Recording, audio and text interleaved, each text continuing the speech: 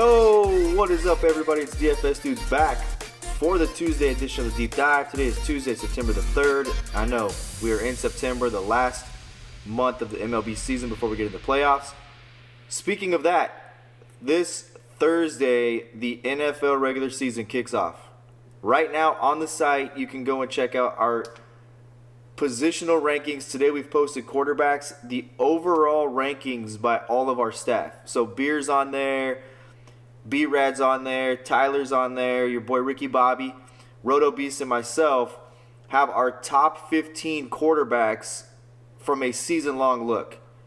On top of that, 3 different ways to become a member. $29.99 a month is our VIP membership, all access. For a very limited time, the NFL Kickoff Special, use promo code NFL2019 at checkoff. Get $175 for the entire year. $175 for the entire year. Let's get into today's slate. A lot to get into when we're talking about this particular slate. There's some good value on the board. There's some places that I particularly like.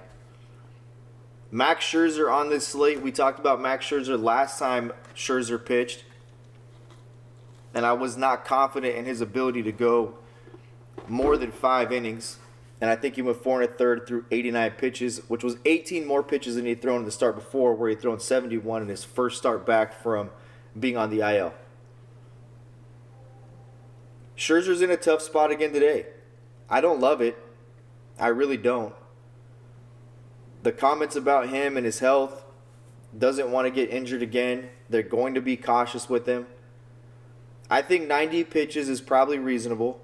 And if you think that Scherzer can do damage with 90 pitches, which he can, but do you think he can pay off the price tag?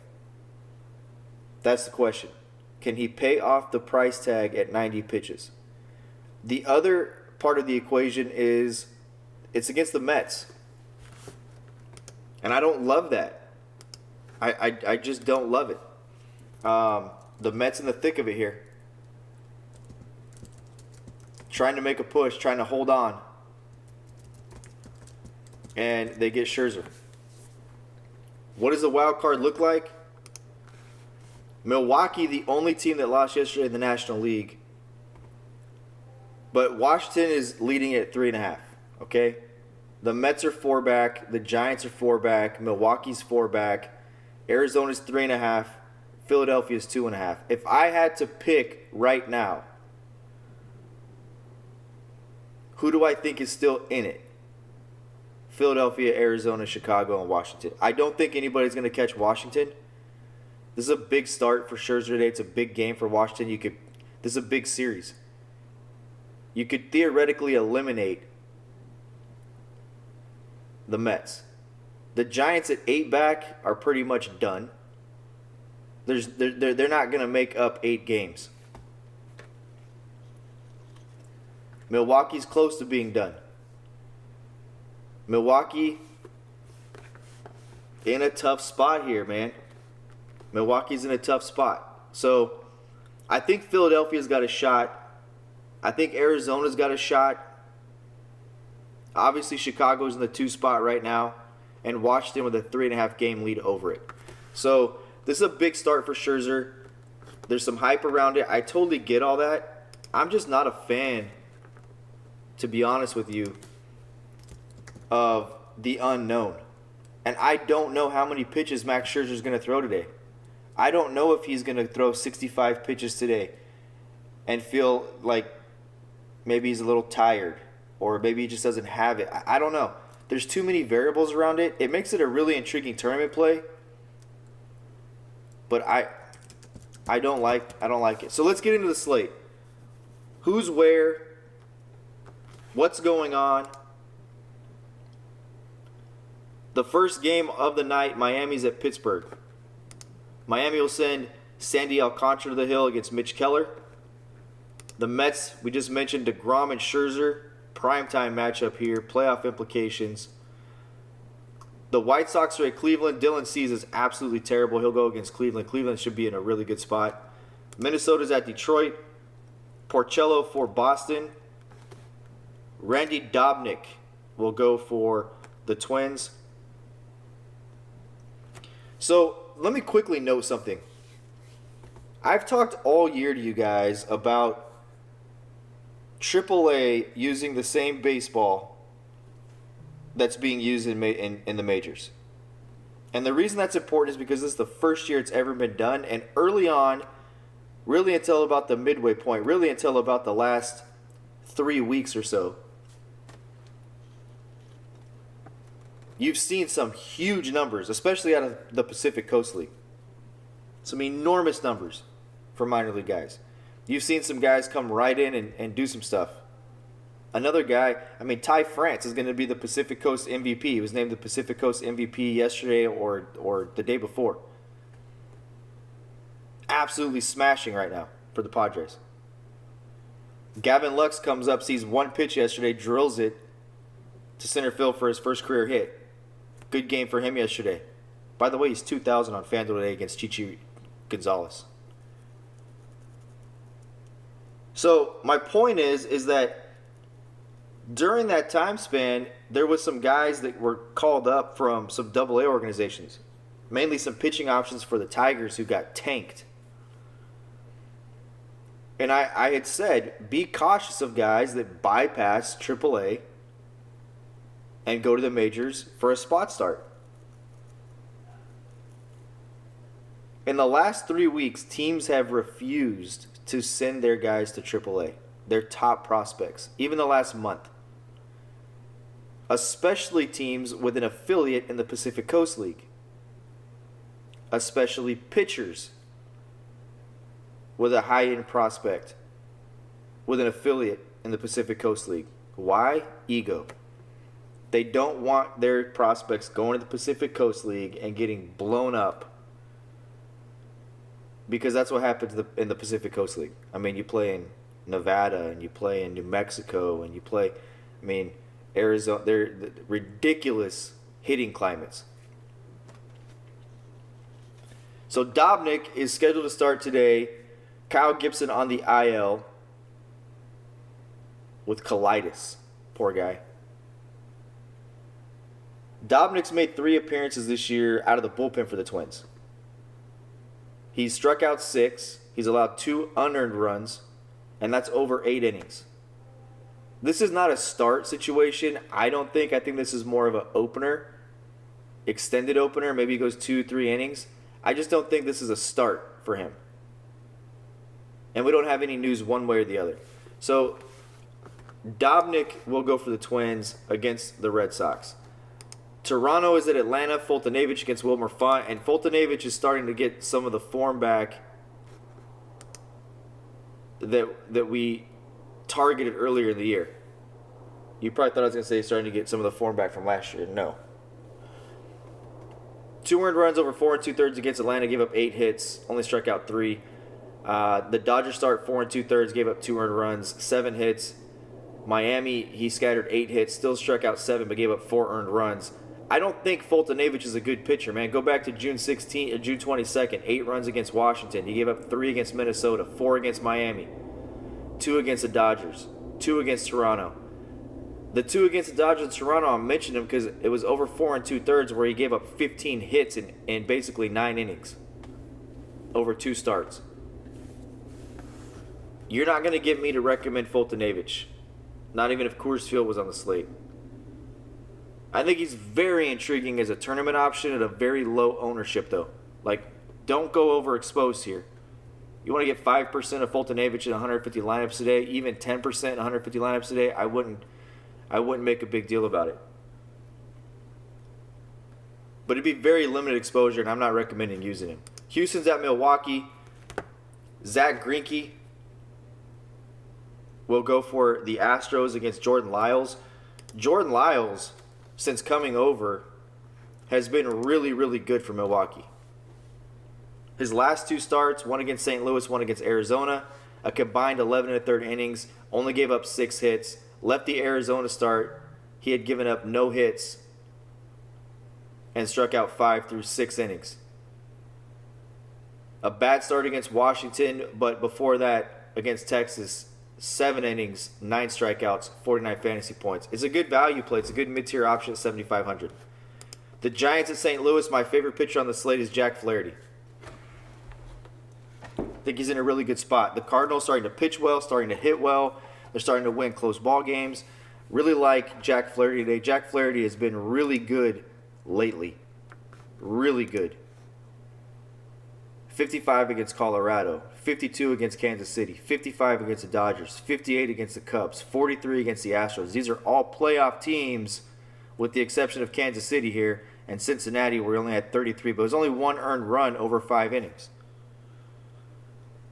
You look at the span of starts I just talked about, going back to July 26th, he's given up 5 earned runs over his last 1, 2, 3, 4, 5, 6, 7, 8 starts. 7 strikeouts, 9 strikeouts, 9 strikeouts, 10 strikeouts, 7 strikeouts, 9 strikeouts, 7 strikeouts. It's a good spot here for Flaherty, man, going against the Giants. It's even a better spot for him with, when you look at the board, you see Clevenger, DeGrom, and Scherzer. You got Greinke. All 4 of those guys are higher priced on FanDuel than Flaherty is. Really like Flaherty in this spot. Seattle is at the Cubs. John Lester against Felix Hernandez. Give me the Cubs, please. Detroit at Kansas City. Mike Montgomery against Daniel Norris. These are really 2 bad pitching options. I like Jorge Soler as a one-off play a ton today. My favorite one-off play is Jorge Soler. My favorite one-off play is Jorge Soler. The Padres are at the Diamondbacks. Merrill Kelly for the Diamondbacks. The Padres will send Ronald Bolaños to the hill. Merrill Kelly has been a serviceable starter for the Diamondbacks this year. 27 games. He's 9-13 with 11 quality starts. His ERA is 4.91. It's not great. And you look at his last 2 starts against the Dodgers and against the Brewers, some big bats, 9 earned runs over 8 1/3 innings. Terrible. He's 6,000. And the Padres are a little bit diminished. You got to like Ty France. He's hot right now. I think that if Coors Field was on this slate, I would take a chance. I'd take a stab with Merrill Kelly. I just don't see the need to do it today. I think the Padres are in a decent spot today, and so are the Arizona Diamondbacks. The Padres, like I said, they'll send Ronald Bolaños to the hill. Who is he? Who is Ronald Bolaños? He's from AA Amarillo. And he's 23 years old. He's a very high-profile player. He's from Cuba. He's 6'3", 220. This year in Class A, 2.85 ERA and 10 starts. In AA this year, he's got a 4.23 ERA. He's been in Amarillo. He's been a starter, okay? He's got a fastball that sits 93. He can get up to 96, 97. He throws a slider, a curveball, and a changeup. They're not very polished pitches. This guy's very raw. A lot of arm talent. And in a situation like this, he's worth loading up in like one of 15 lineups. He's worth loading up in like one of 15 lineups. The reason I say that is one of 2 things is going to happen with a guy who's got electric stuff, a live arm, and doesn't have polished secondary pitches. He's either going to go 5 innings and strike out 8 and give up a home run, or he's going to get the doors absolutely blown off of him. Because guys will go up there, eliminate pitches, sit on a fastball, and jerk them. So, Arizona in a good spot too, right? Arizona in a good spot. Bolaños is only available on DK as a SP, and if you use him, it would be as an SP2. He is not available on FanDuel. By the way, FanDuel, get it together. Get it together, man. DraftKings is so far ahead of adding people to the player pool, especially AA call-ups. I know rosters have been expanded and all this stuff now in September, blah, blah, blah, blah, blah. But over the course of the year, DK has had more pitchers available when a guy gets called up for his first start. FanDuel never has him available. Never has him available. So Bolaños only available. He's 4,000 on DK. I would use him in like maybe 1 of 15 lineups, 2 of 15 lineups as a SP2 option. For the simple fact that with a live arm like his and unpolished stuff, he could just come out with a ton of movement on his fastball and blow it by people. Or he could just get lit up. So as an SP2 at 4,000, it's a good value spot for a couple of lineups and tournaments only. The next game on the slate, the Angels are at Oakland.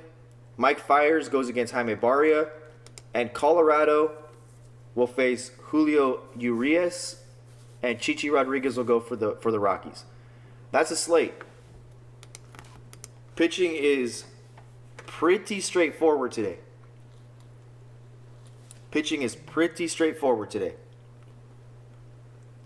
You got Clevenger against the White Sox. You've got DeGrom against Washington. Scherzer against the Mets. Greinke against the Brewers. Flaherty against the Giants.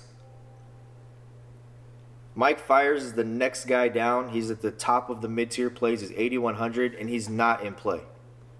There's just not enough upside to taking a pitcher against the Angels. There's just not. They don't strike out enough. They got an 18% K percentage. It's not enough. Mitch Keller, no. I can't see Mitch Keller going out and putting 60 up today. And that's really what you would need from Keller with the other big names on the board. He's 1-3. He's got one quality start. He's got an 8.62 ERA. He's gone 6 innings one time, and that was August 23rd against Cincinnati, 46 fantasy points. So you're talking about a guy at 8,000. His ceiling is 5.1x. Can't do it. The upside's not there. Fultonavich, I just think that this guy's showing his ass. I think that he's really struggled with mechanics this year. They sent him to AAA to try to figure it out. When something is mechanically wrong, you don't have the same movement on your stuff. And everybody in Major League Baseball is throwing 90 plus. 95 is just run-of-the-mill stuff. If 95 is out over the plate, it's going to get smacked. Lyles is intriguing against Houston. Very contrarian play. Houston's hot. Hauser pitched well against him yesterday. The game goes extra innings. Springer hits a home run in the 10th. And Houston wins 3-2. Good, tough, well-pitched playoff type game.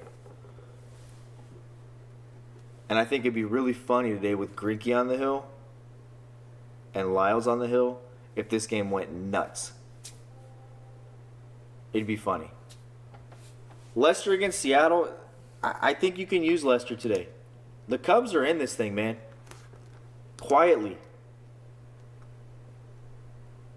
His last outing, 6 innings, 4 strikeouts, 1 earned run, got a win, got a quality start, 37 fantasy points. Again, he's gone 6 innings. He's gone into the 7th inning pretty consistently. Go back to July. 6 1/3 against the White Sox, 6 2/3 against Pittsburgh, 6 against San Diego, 7 against Milwaukee. August 17th, 6 against Pittsburgh. His last start, 6 against the Mets. So since July, 6 times, he's gone deep into a ballgame. 38, 36, 37 fantasy points is what you're going to get out of Lester at 7,100 a day. It is Seattle. There's a little bit more upside there. If you get 45 out of Lester today in this spot, you've got the stacks right, you're in a pretty good spot. So I do like Lester. But outside of that,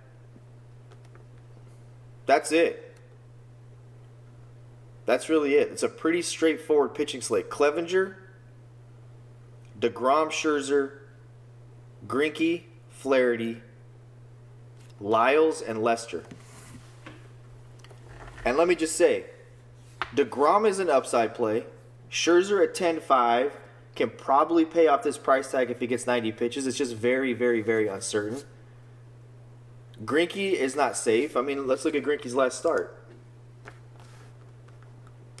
Greinke last pitched against Tampa Bay last Thursday. 5 2/3, 8 strikeouts, 5 earned runs. That could be that could be the blip on the radar that we don't even think about ever again for Greinke as he rolls into the postseason. One thing to consider about some of these big horse starters, though, Houston's got this thing well in hand. Okay, they're 90-49. The closest team to them is the Oakland A's. They're 78-58. Okay, it's a that lead's not going to dissipate and evaporate. So my point is that you're going to see them tailor back some of these horses. Okay, the rosters have expanded. You're going to see guys get an extra day rest. You're going to see some funky stuff. All right. Greinke's going to be on a pitch count today. They may not say it, but Greinke's not going to throw more than 90 to 100 pitches today. He's just not going to. This thing's locked up, okay? They're in. So when you start thinking about things here, Clevenger looks like he's the safest pick. Cleveland holding on to the number 2 wild card spot by a game over Oakland. Must-win situations here down the stretch.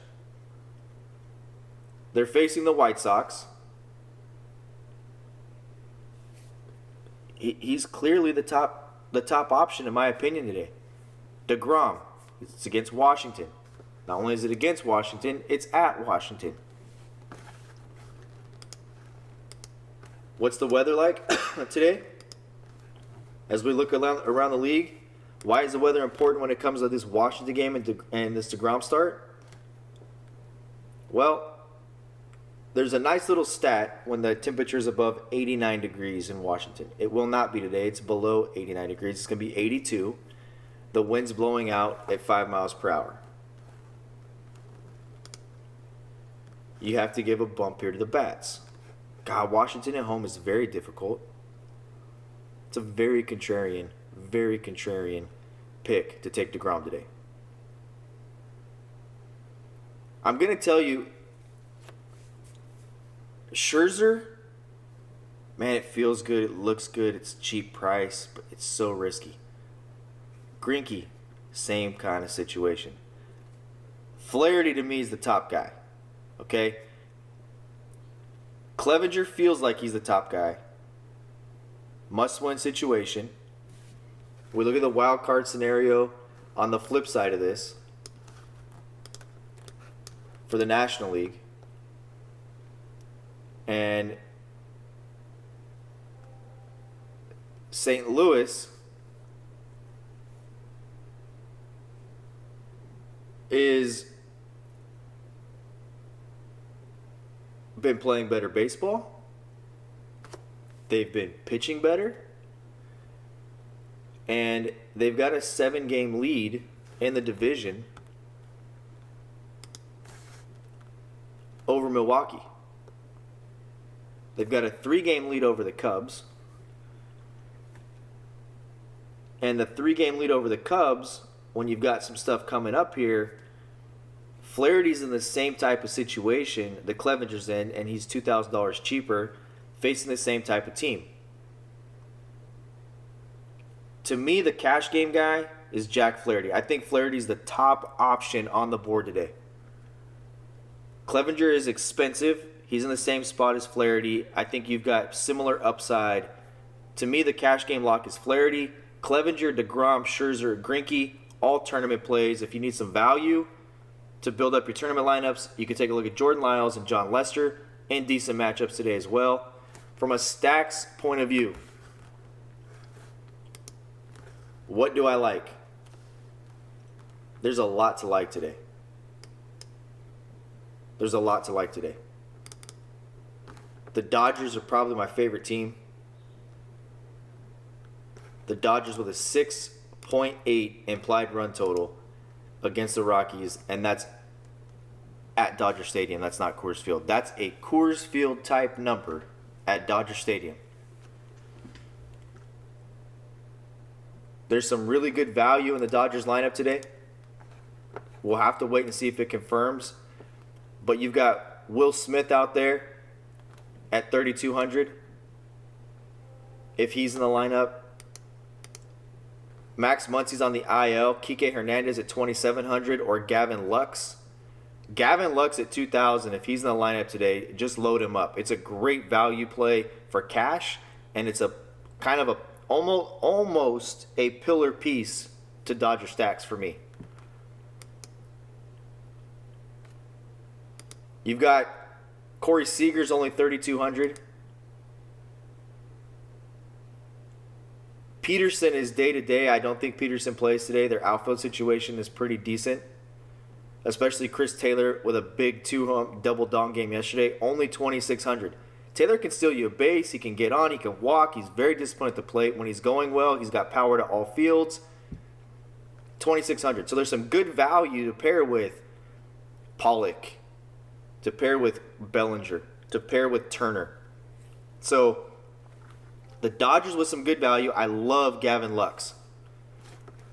By far my favorite team.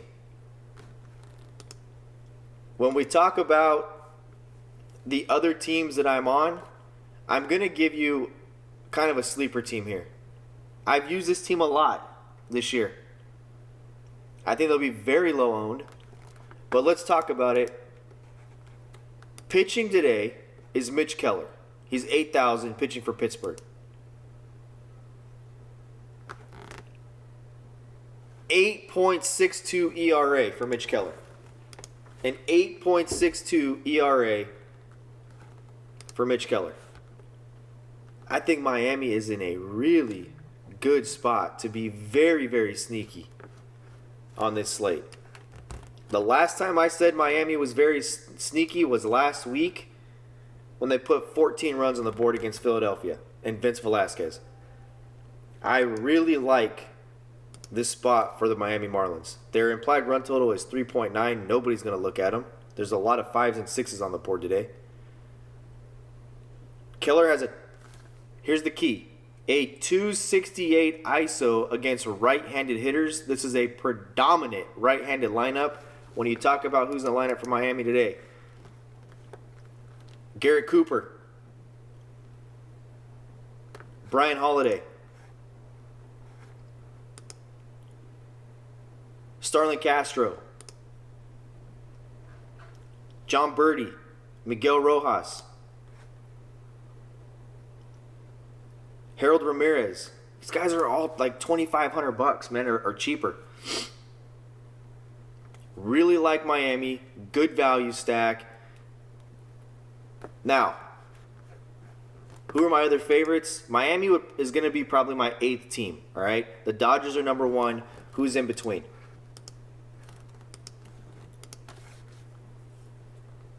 I like the Braves. I like the Red Sox. I like the Cubs. I like the Indians. I like the Twins. And I like the Cardinals. The A's, the Astros, and the Diamondbacks are all kind of on the fence for me. But I really love the Dodgers. My top 8 right now, the Dodgers, the Braves, the Red Sox, the Cubs, the Indians, the Twins, the Cardinals, and the Miami Marlins. Those are my top 8. There's going to be ownership on some of these teams tonight. Miami's not going to be owned. They're a predominant right-handed lineup. And Keller has a 268 ISO against right-handed bats. Let me recap the pitching. My favorite pitcher is Flaherty. Clevenger's number 2. Scherzer is number 3. Greinke and DeGrom are kind of but they would be 4. Lester is 5, and Lyles is 6. Those are the 6 pitchers that I'll be using today. Those are the 8 stacks that I'll be using today. I'll be back tomorrow for another edition of the Deep Dive. Until then, be cool, keep it cashing. Peace out.